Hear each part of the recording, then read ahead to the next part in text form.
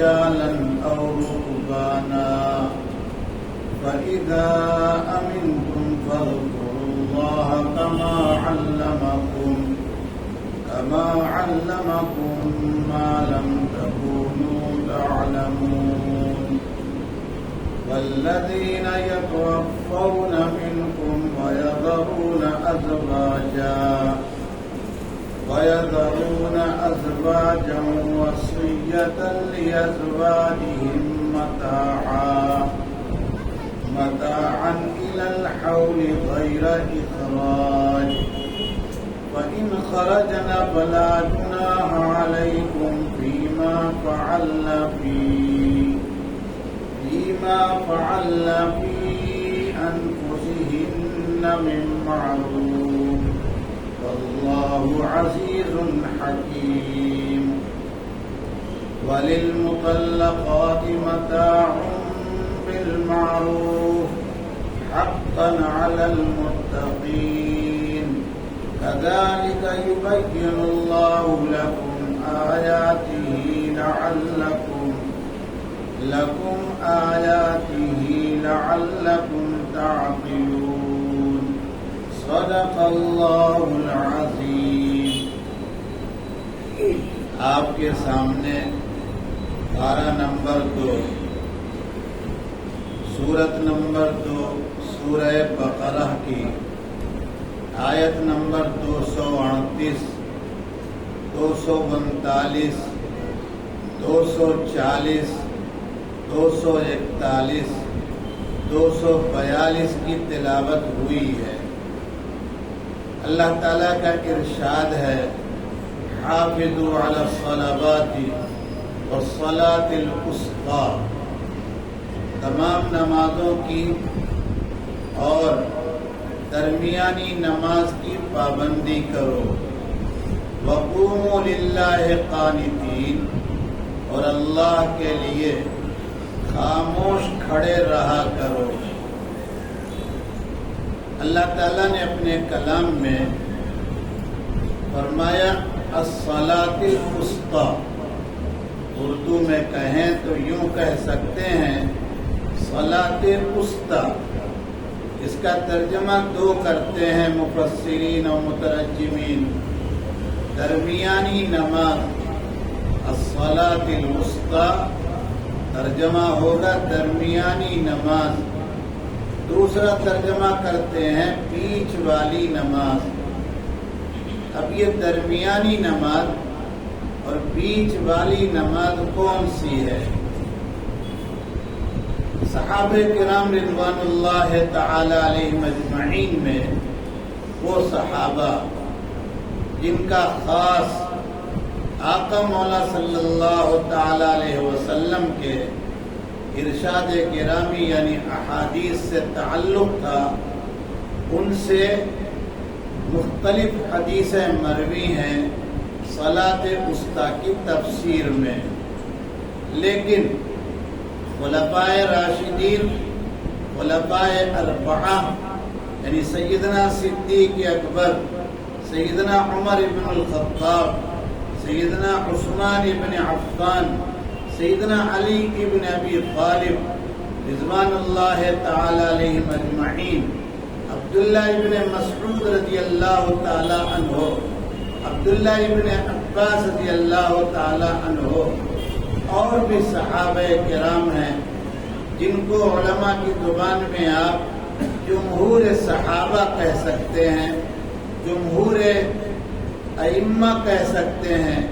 ان حضرات کی تحقیق یہ ہے کہ صلاۃ وسطی سے مراد عصر کی نماز ہے. کاہے اس لیے کہ اس نماز سے پہلے یعنی عصر کی نماز سے پہلے 2 نمازیں دن کی ہیں، فجر اور ظہر، اور عصر کے بعد 2 نمازیں ہیں رات کی، مغرب اور عشاء. تو بیچ میں کون سی نماز آئی؟ عصر کی نماز آئی. اس لیے صحابہ کرام کے اکثر حضرات کی اور جمہور ائمہ کی تحقیق یہی ہے کہ صلاۃ وسطی سے مراد عصر کی نماز ہے. اب مفسرین نے بہت لمبی بحث کی ہے، فقہا نے بھی بہت کلام کیا ہے۔ حاصل یہ کہ اللہ تعالیٰ نے اپنے کلام میں تمام نمازوں کے ساتھ بالخصوص عصر کی نماز کی پابندی کرنے کی مسلمانوں کو، ایمان والوں کو حکم کیوں فرمایا ہے؟ حاصل اس کا دو لفظوں میں سمجھیں کہ عصر کا وقت ایسا ہوتا ہے کہ انتہائی مشغولی کا وقت ہے۔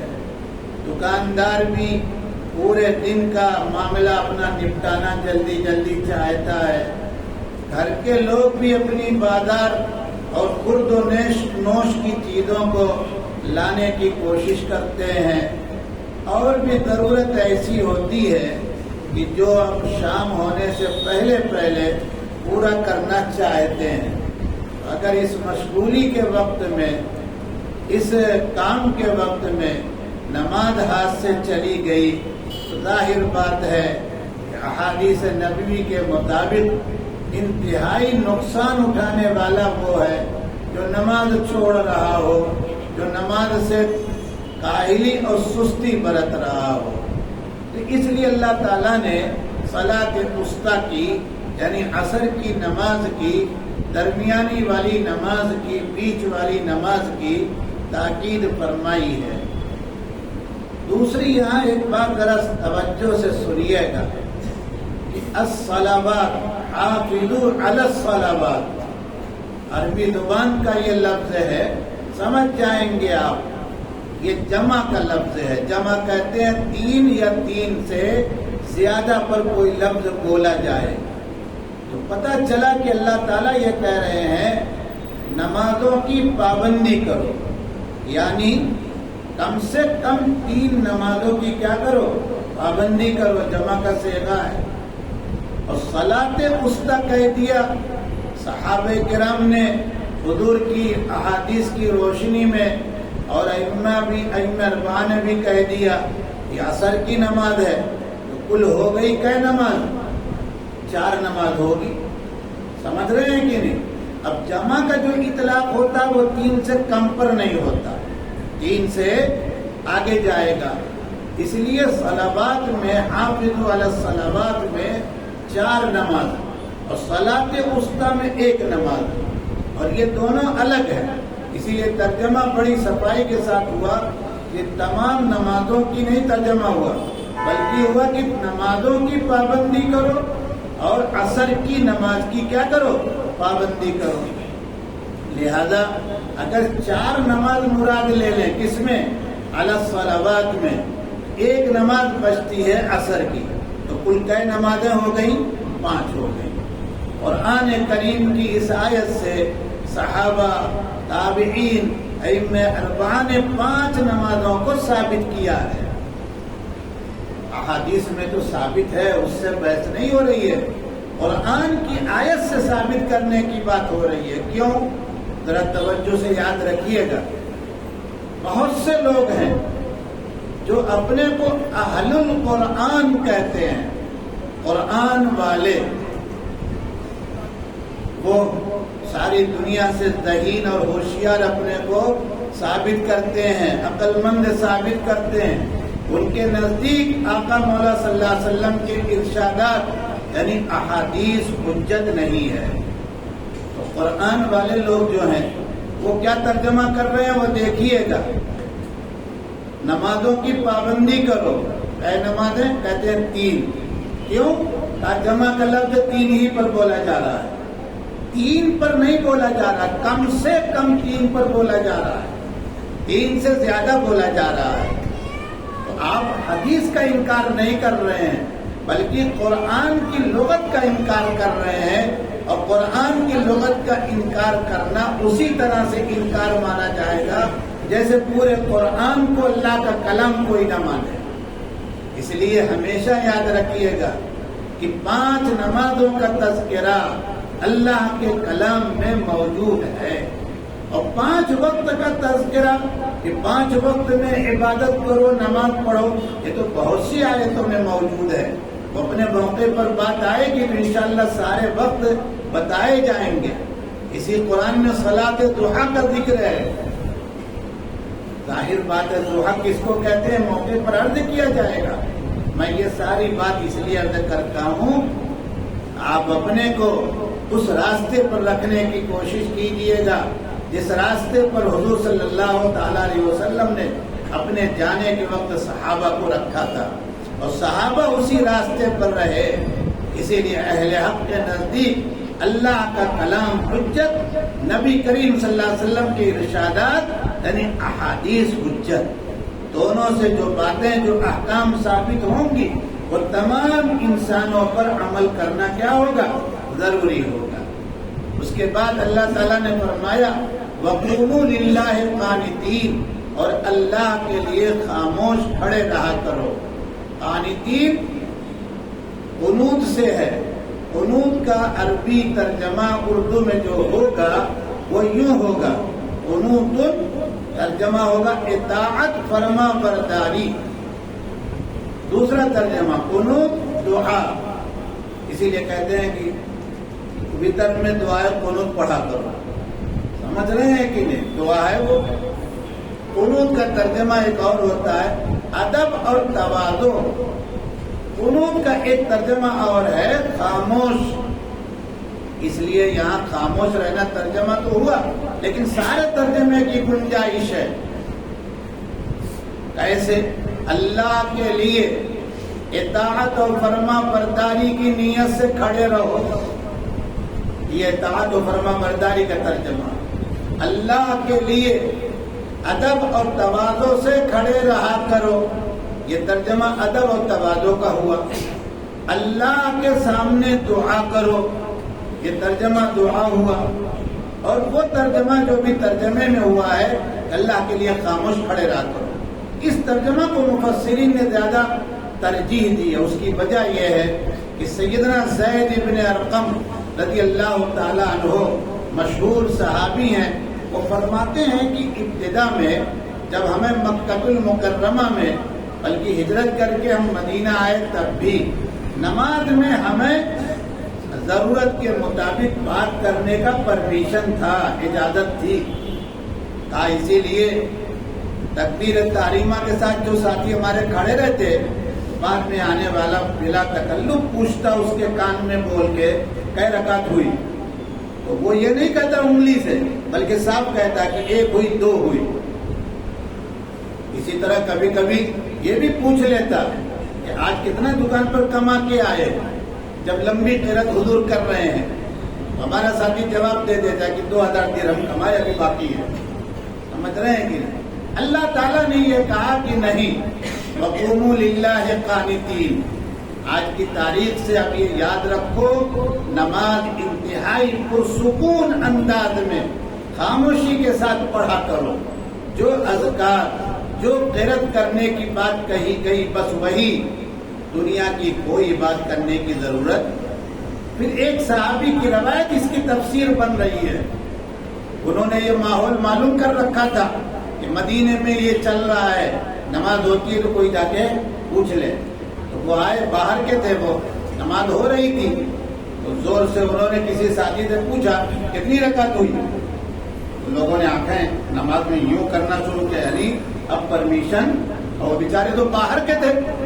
انہوں نے ایک کو کیوں نہیں ماری کہ میں نے کیا غلط کام کر رکھا ہے، جس کا پرمیشن ہے اس میں بھی تمہیں بولنے میں محنت لگتی ہے. لوگوں نے اور آنکھیں نکالی لیکن یہ بولے چلے جا رہے ہیں. کسی نے ان کے منہ پر ہاتھ رکھ دیا. اتنا سمجھ میں آیا کہ پھر گڑبڑ تو ہو گیا ہے. جو خبر مجھ کو ملی تھی وہ اب ہے، نماز ہو گئی.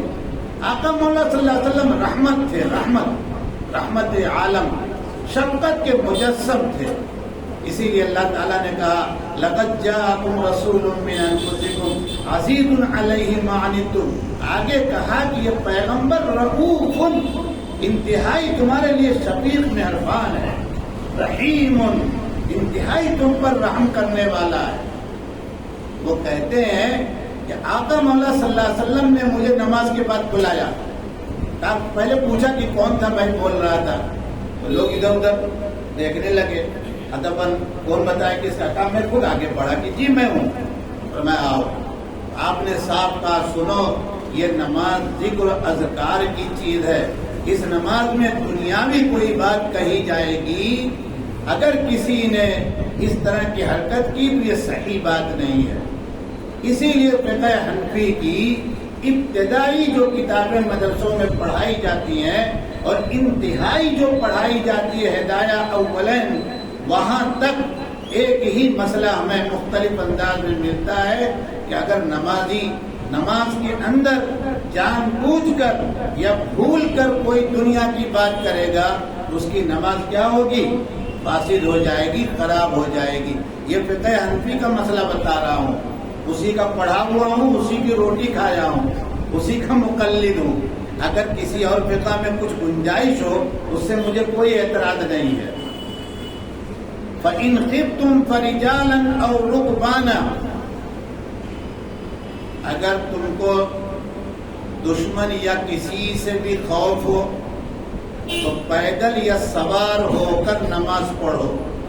فَإِذَا أَمِنْتُمْ، تم جب بے خوف رہو، فَاذْكُرُوا اللَّهَ كَمَا عَلَّمَكُمْ مَا لَمْ تَكُونُوا تَعْلَمُونَ، تو جیسے اللہ نے تم کو سکھایا ہے جس کو تم جانتے نہیں تھے، اسی طرح اللہ کا ذکر کیا کرو۔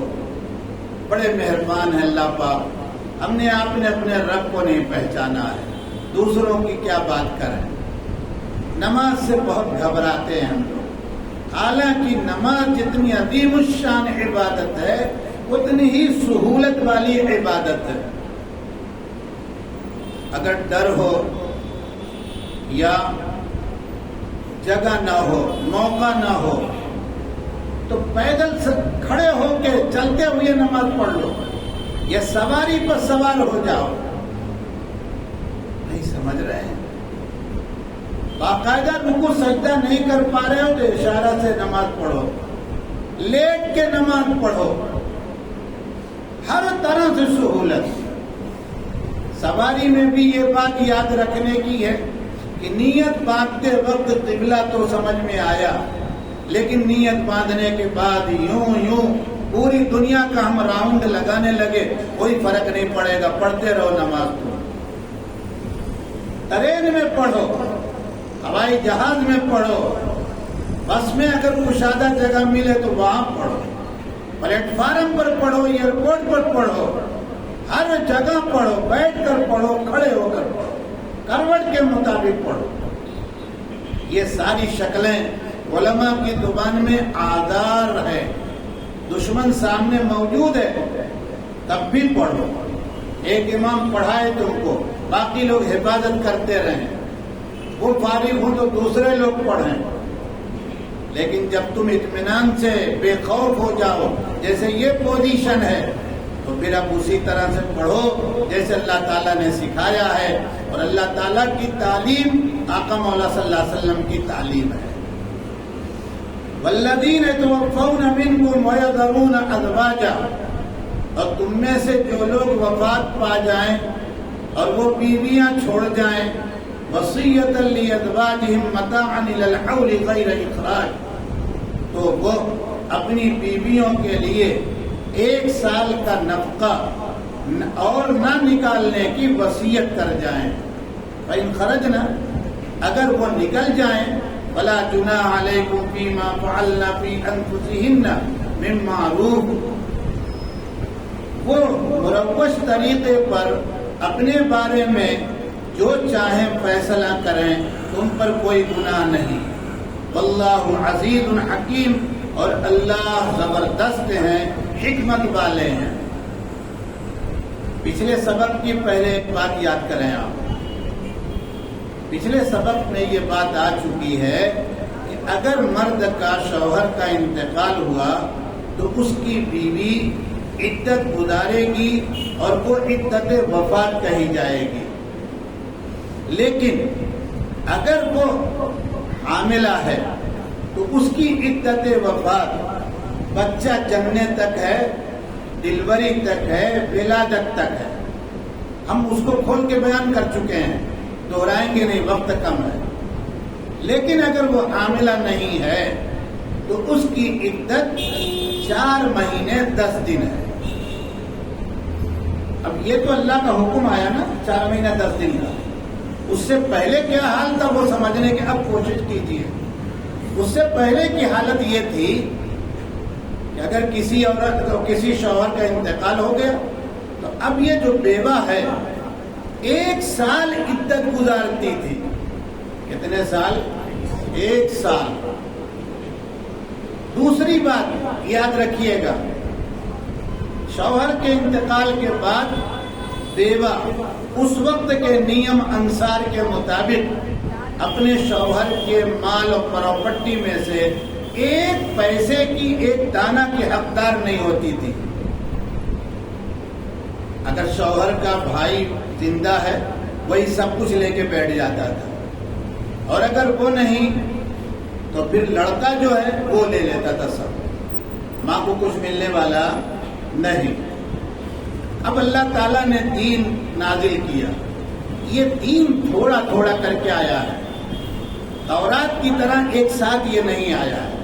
حالات دیکھ کر، مزاج بنا کر، ضرورت جیسی پڑی ویسے دین اور حکم قانون آیا ہے.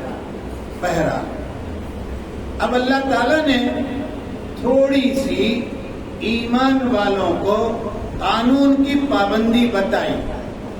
وہ کیا؟ دیکھو، تم میں سے اگر کسی کا انتقال ہو جائے اور تمہاری بیوی تمہارے انتقال کے وقت نکاح میں ہو تو اب تم گھر والوں کے سامنے اپنی بیوی کے لیے 2 بات کی وصیت کر کے جاؤ. ایک وصیت یہ کرو کہ اس مکان میں 1 سال یہ رہے گی.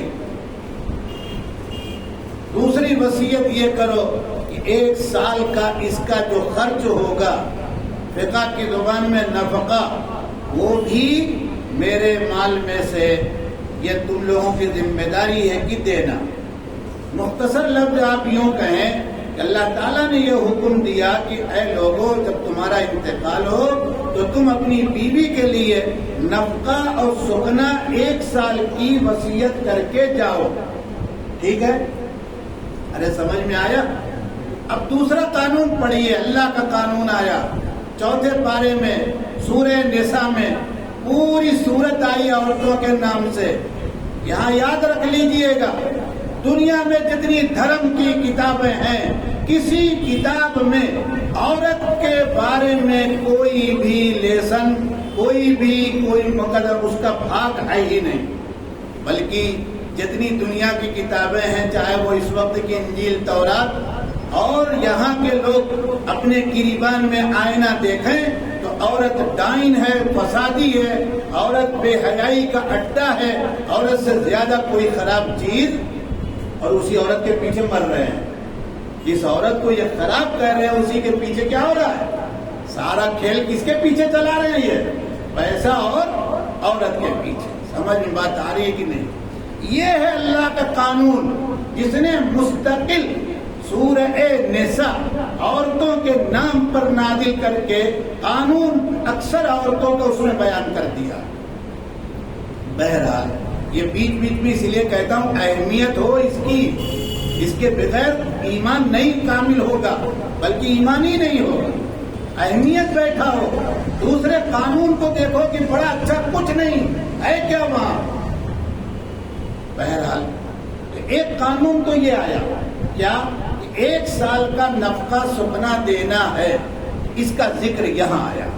والذین یتوفون، ترجمہ پھر دیکھیے گا، اور تم میں سے جن لوگوں کی وفات ہو جائے، موت ہو جائے، وہ بیویاں چھوڑ جائیں، وصیۃ لازواجہم متاعا الی الحول غیر اخراج، تو وہ اپنی بیویوں کے لیے 1 سال کا خرچ، 1 سال کا نفقہ اور نہ گھر سے نکالے جانے کی وصیت کر جائیں. یہ حکم آیا، اس پر عمل شروع ہوا. اب اللہ تعالیٰ نے پھر دوسرا حکم نازل کیا. کہاں؟ 4 پارے میں پورا رکوع آیا. مرنے والے کے وارثوں کے بارے میں کس کو کتنا ملے گا. مرنے والا مر گیا، بیوی چھوڑ کے مرا، بیٹا چھوڑ کے مرا، بیٹی چھوڑ کے مرا، پوتے چھوڑ کے مرا، سب کو کتنا ملے گا. اس میں اللہ تعالیٰ نے اس عورت کا حق بیان کر دیا.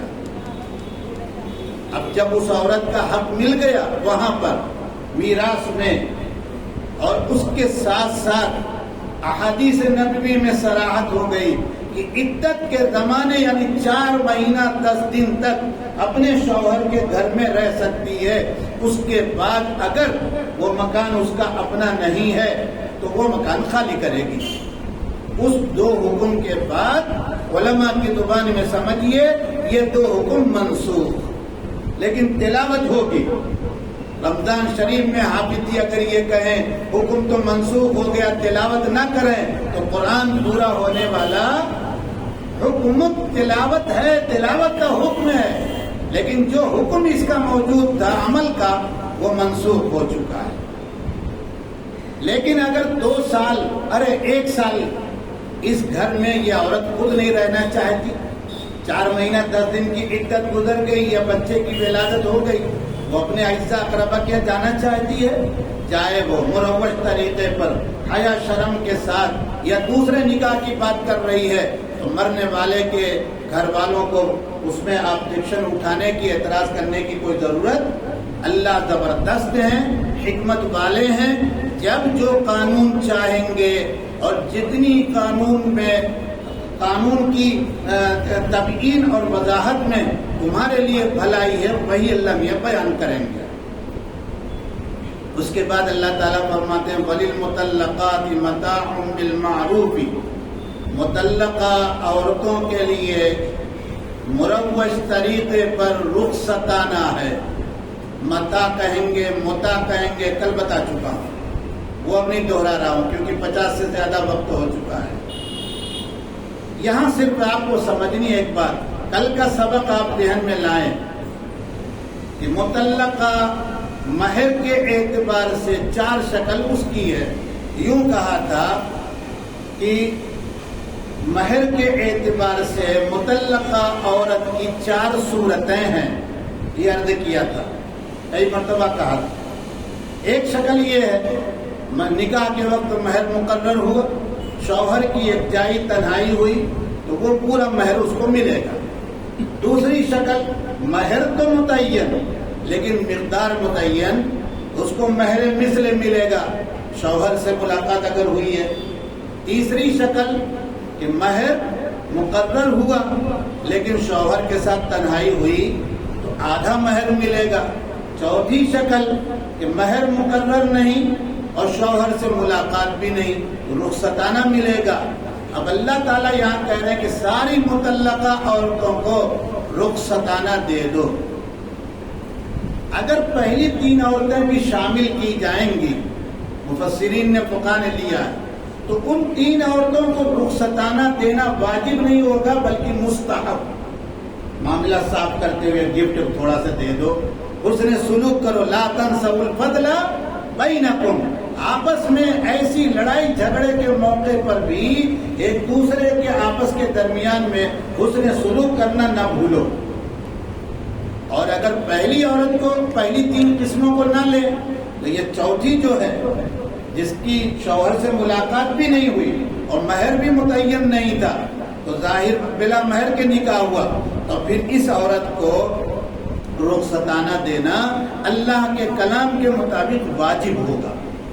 اور کتنا دے گا آدمی رخصتانہ، اس کی بھی کل وضاحت آ چکی ہے.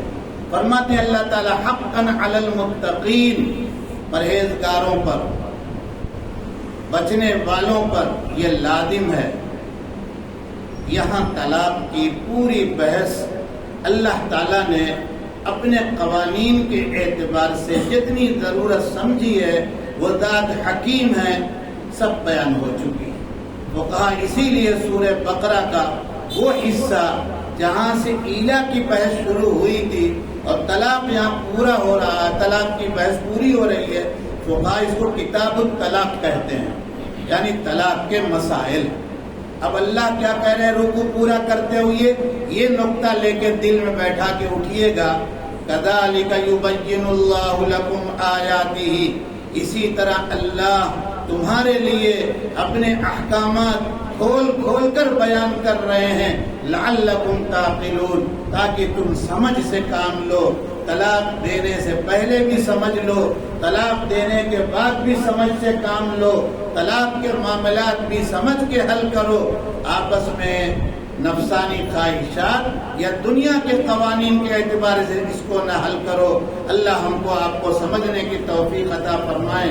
سبحان ربک رب العزت عما یصفون وسلام علی المرسلین والحمد للہ رب العالمین.